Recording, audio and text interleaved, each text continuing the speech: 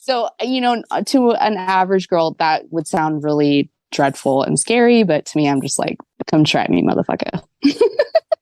That's my sister. Yeah. It's no accident. It sounds like you're leveling up in a video game. 48% of 18 to 29-year-olds have an online dating profile. Make them work for it. 45% of people say they're more frustrated with this form of dating than hopeful. There are so many people you can connect with. The Swipe Wrong Podcast. Everyday people telling everyday stories of the swipe right world. Well, I know he had a good time. Oh, how you doing? What's going on? Everybody doing okay today? Oh, wait. Let me do it now. Good morning, good afternoon, good evening, and of course, good night.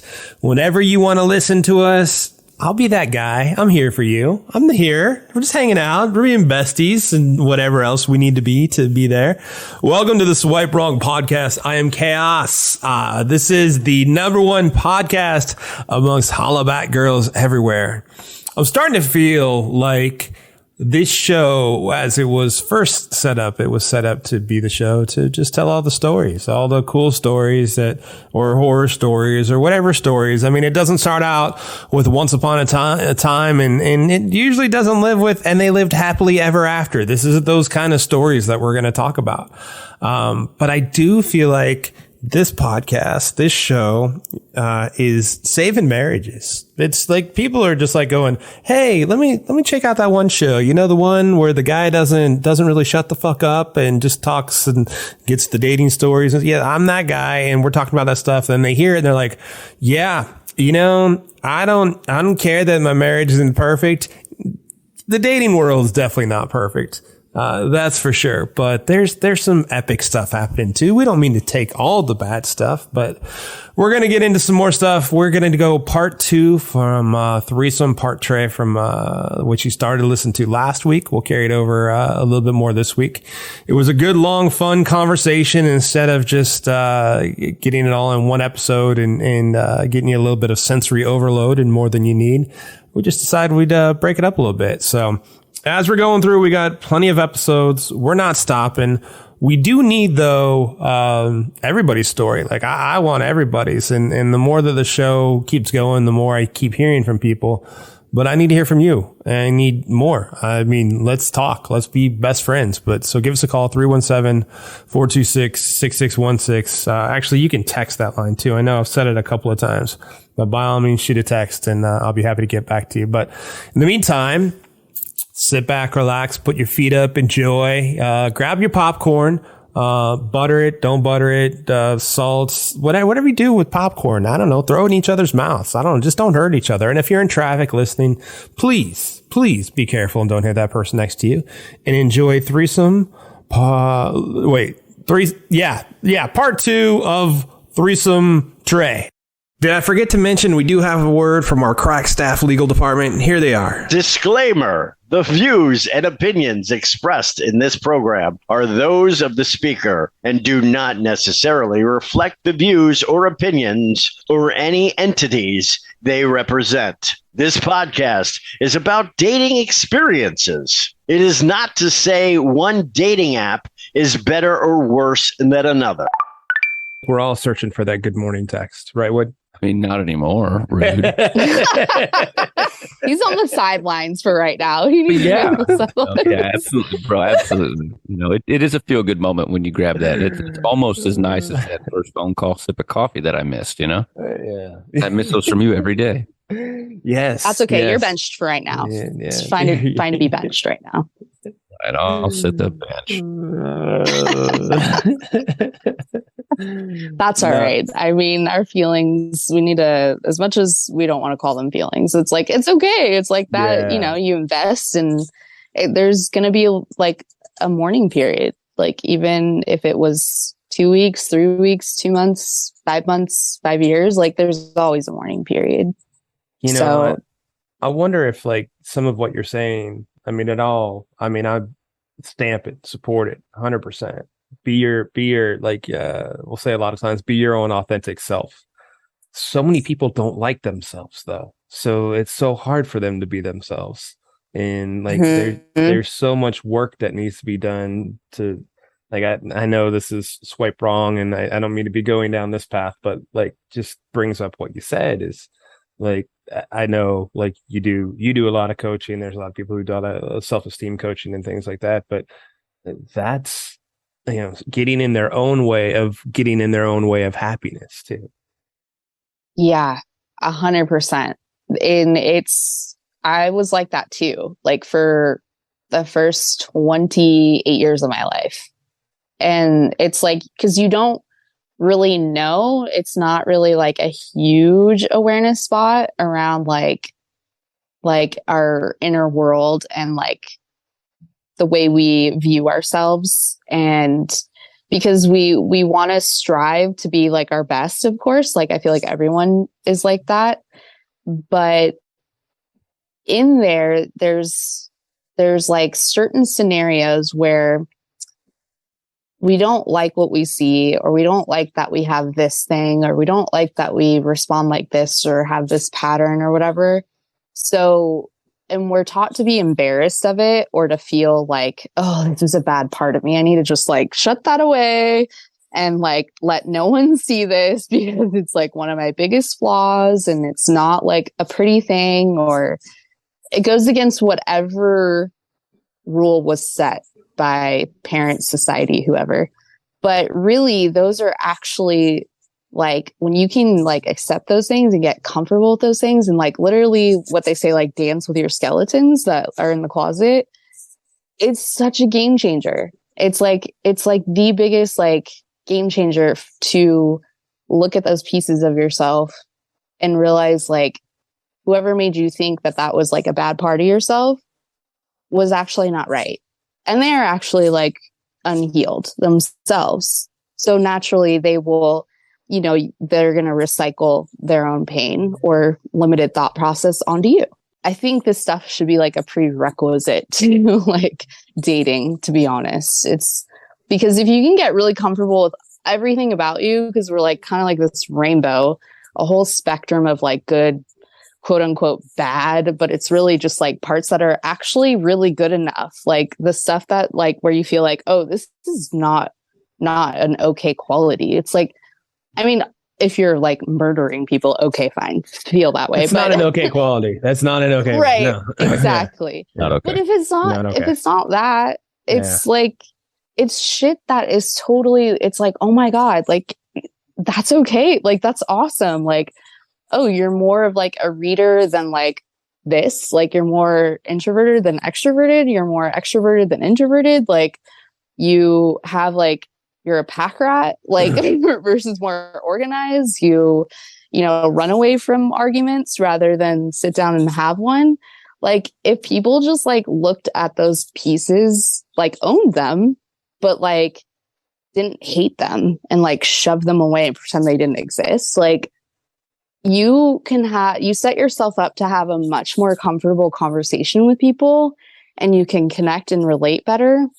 Because if you're shutting it away, you're saying to everybody that like you're a perfectionist. So a lot of times you'll see perfectionists out there like who like try to put their best foot forward and they're like, oh no, I'm not like that. Or they're like really defensive. It's because they have a lot like that they're hiding and that they don't accept about themselves. So they turn to perfectionism, and it often doesn't create an authentic connection with somebody because you're not being real with like who you are. Like you've got all this stuff hiding. And because you have all this stuff hiding, you're going to look at every other person and you're going to like just criticize and like not be able to have a genuine connection. Sure, have standards. Yes, of course. But there's a certain line that gets crossed when you go overboard with it. And you're just like, you come off as this type of person. Like, do you guys know anyone like that? Can you think of a friend or like an acquaintance who like has to always be right? Hey, I want to paint with a broader brush for a minute because you triggered a thought in my brain. Yeah. So, the whole, when you're looking at profiles on these dating apps, one of the things that always sticks out to me, and I think it's resonating with me right now because I kind of clarify it as some of the stuff that you're saying. Like when people put, I've got my shit together and you should too. And it's like, if that's not the biggest fucking projection of I am lost in the world. Yes. I am just trying to project that like I'm stable and grounded. Like people ask me all the time, I shouldn't say all the time. It makes me sound like a massive whore. But like I'll be out, and you're the being back. a whore is okay. That's totally fine. Go ahead. Well, being a whore, yes, but massive. Like even I have standards. But anyway, like I always like to joke that I'm just perfect amount of crazy. Like I don't have my shit together whatsoever. I'm just the perfect amount of crazy in all the good ways. And everybody always looks at me funny when I say that. Like, well, what do you mean in the good ways? It's like, well, I'm not going to murder you or anything. I'm not crazy like that.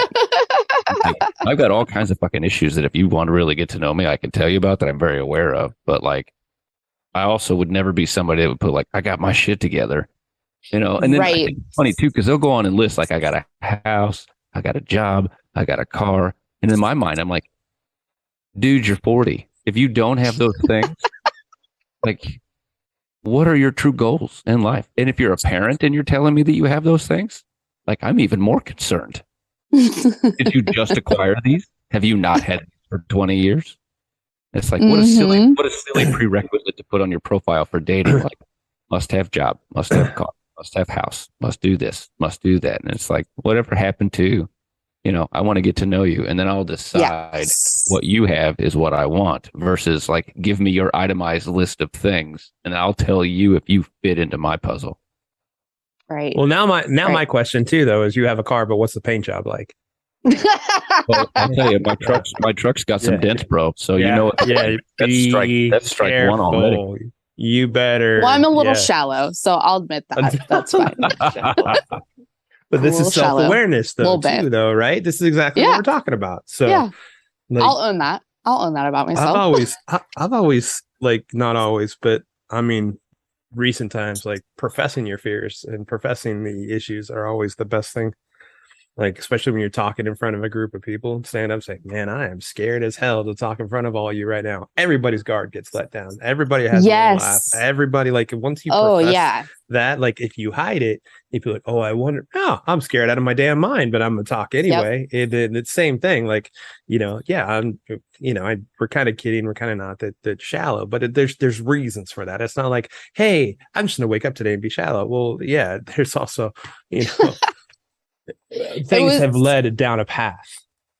Totally. Yeah. Like just owning up to like the parts of you that sound shallow or that are, I mean, you can also clarify, like for me, it's like not so much like if someone doesn't have a lot of money, it's more like, I just met you off the internet. Like, are you going to kill me? Like your car looks like a killer car. Like that's where my mind goes. But, it doesn't hurt if a guy has a nice car too. Like, I think that's attractive, but it's more like safety first. It's just like, oh my God, like what? Cause I question my decision making all the time when it comes to this part of my life. And, I always want to get it right. I'm not going to always get it right, but in my mind, there's still a part of me that hangs on to that part where I'm like, okay, I have to get this right. Like this, like at least, have some good chemistry. I think that's a win. Or like someone, who like I could pick up on text that this person is like worth meeting and like worth going out with. But, I take it as a massive fail when we show up and I'm just like, whoa, I missed this part. Like, this is not like the person that I was imagining, like, as I was texting and getting to know. So I don't know. There's lots of different levels, very much. Let me ask Wood this, because you bring it up. So I'm going to see if Wood can come up with his interpretation. Like, getting it right. What would that look like to you, Wood? I think I'm trying to put that into my approach here. I think, in my words, getting it right is just catching the right vibe. Like, I'm real big on vibe. And, vibe can be anything from you're cool. Like, bro, one of my acquaintances who's turned into be a friend of mine, she did one of the shows that wasn't really related to the swipe sites. It was the OnlyFans.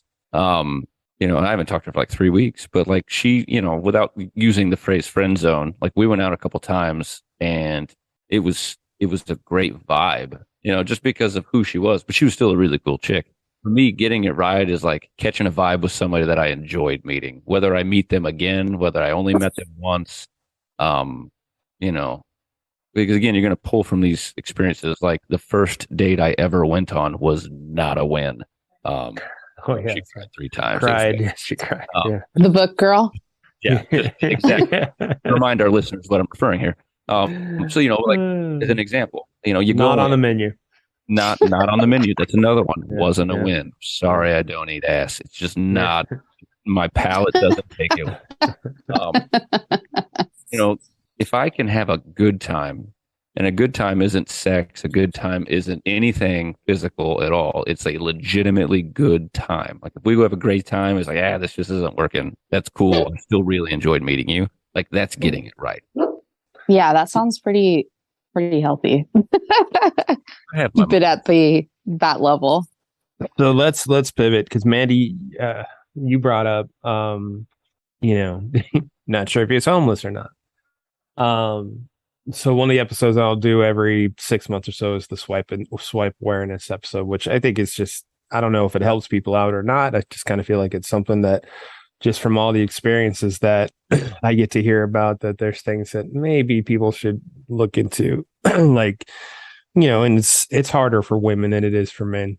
Guys are now putting air tags in women's purses and following them home. Oh. Yeah. Bartenders are roofing drinks instead of just some random guys at the table. So like, what are the things, if there is anything, other than looking for immaculate paint jobs on cars that you might do to kind of protect yourself? Yeah, actually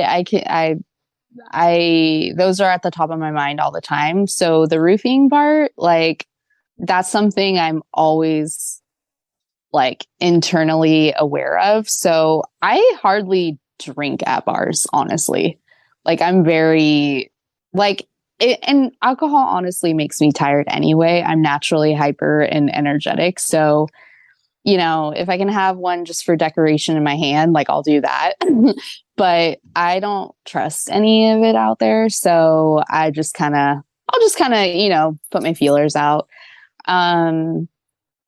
But as far as like hearing about the tracking devices in purses, like to figure out where somebody lives, like, that's shocking. But like, I've actually had 3 stalkers, like total, and I didn't have to get the police involved at all. Like I scared them away myself. So like, to me, like if someone wants to like step to me on that level, like there's a whole crazy side that just unleashes and it scares them away every time. So to an average girl, that would sound really dreadful and scary. But to me, I'm just like, come try me, motherfucker.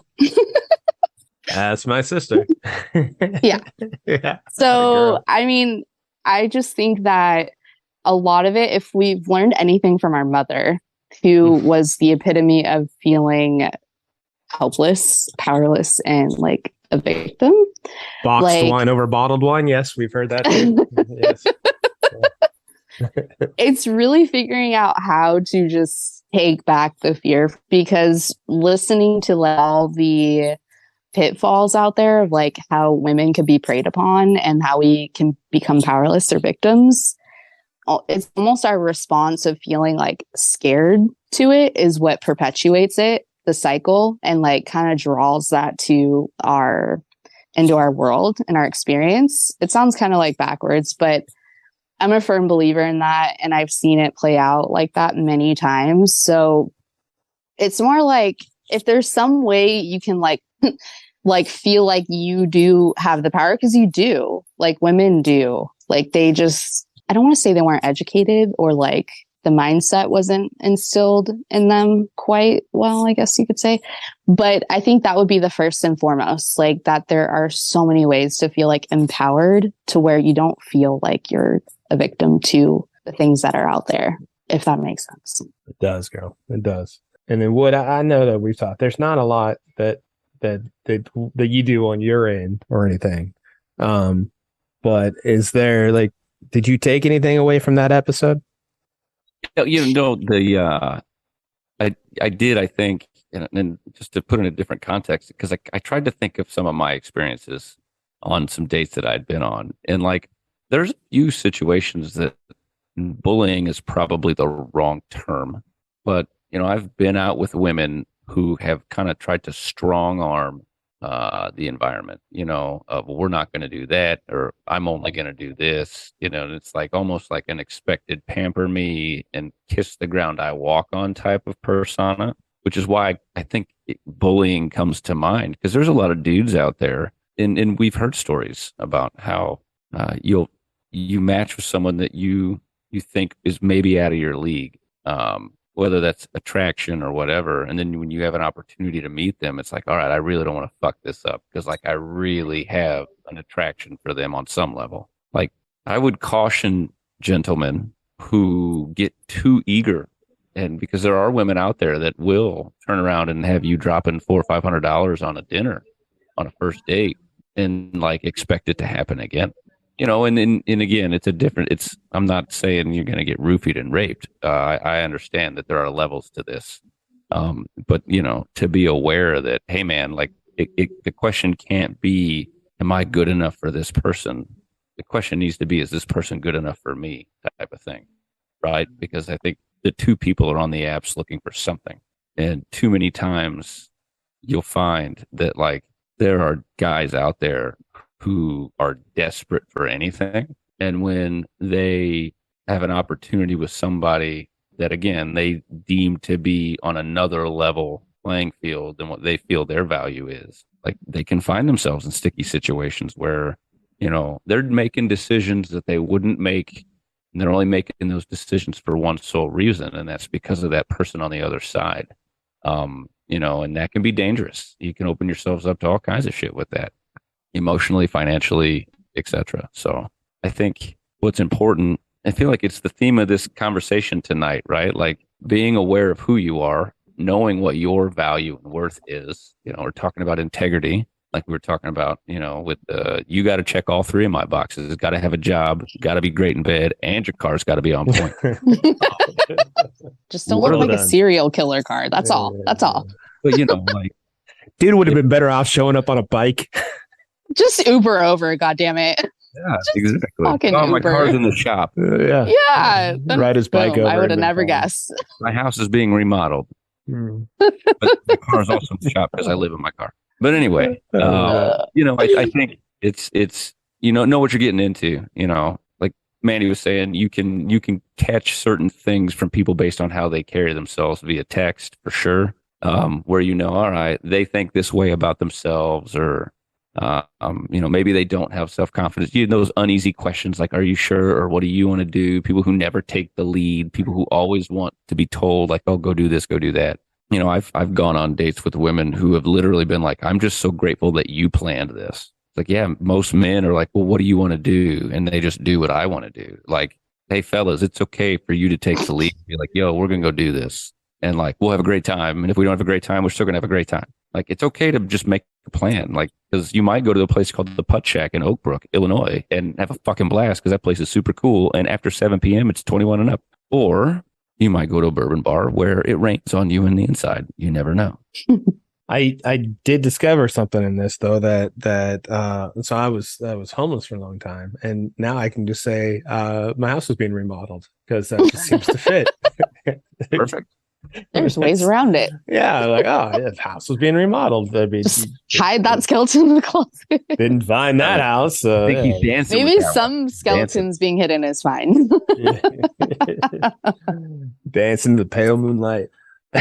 This was good. This was really good. This was different. I guess the nice thing about like this one was there was no agenda. It just went where it went. And I think like a lot of it is going to come back to the hardest thing that anybody has to face, and that's looking at themselves in the mirror and having that self-confidence and self-awareness, and possibly either what they're looking for. And I think, in my opinion, the easiest way to find what you're looking for is to start with what you're not looking for, and that'll lead you to what you're looking for. So if you know the things that you don't want, or the things that the type of person that you are, that you may not like some of these things, and you can stop those things. But in people, in these first dates and things, like, you can easily identify, oh, I don't like that. Okay, next one. it happens too often to where we'll just set ourselves up for, hey, I'm okay with that. Why are you okay with that? Like, the whole point of all this is like it's supposed to be some sort of magic and fireworks and things like that. And I get that relationships are changing and people have rosters. Mandy she's got not a baseball team, a football team. She's got a hockey team, not literally, but she's got that many players on her roster. Maybe literally, I don't know. She's got the homeless 8. I don't know. So do they have a line on over under for win seasons?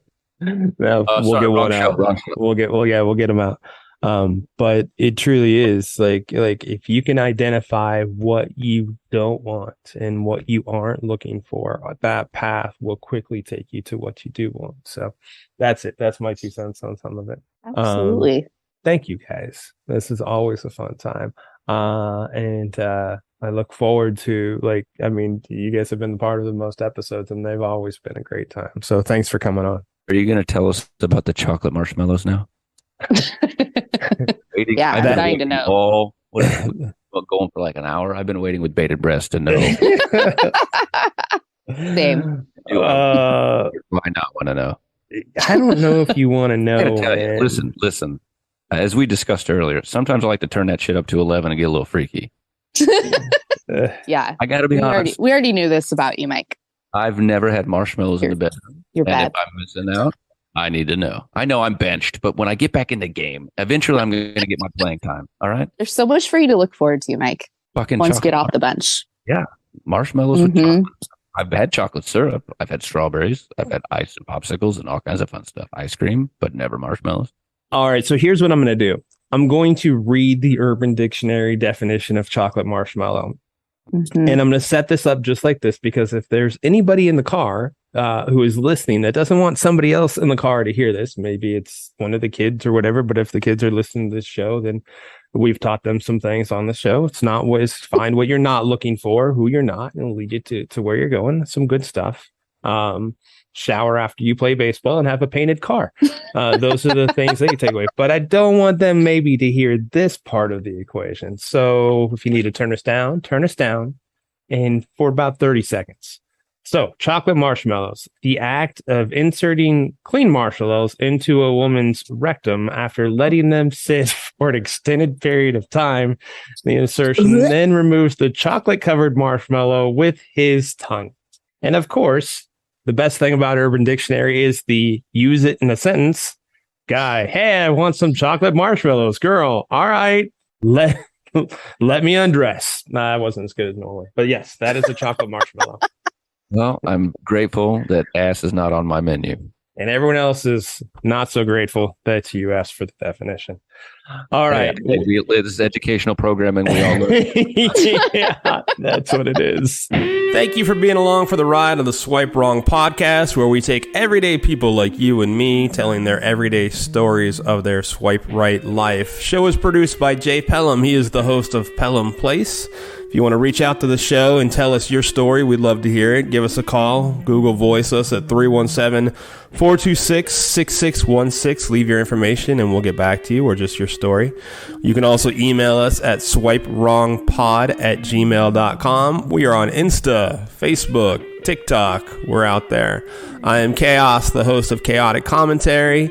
You can find me pretty much anywhere that you see me. And next week, the saga continues. Swipe wrong. Swipe wrong.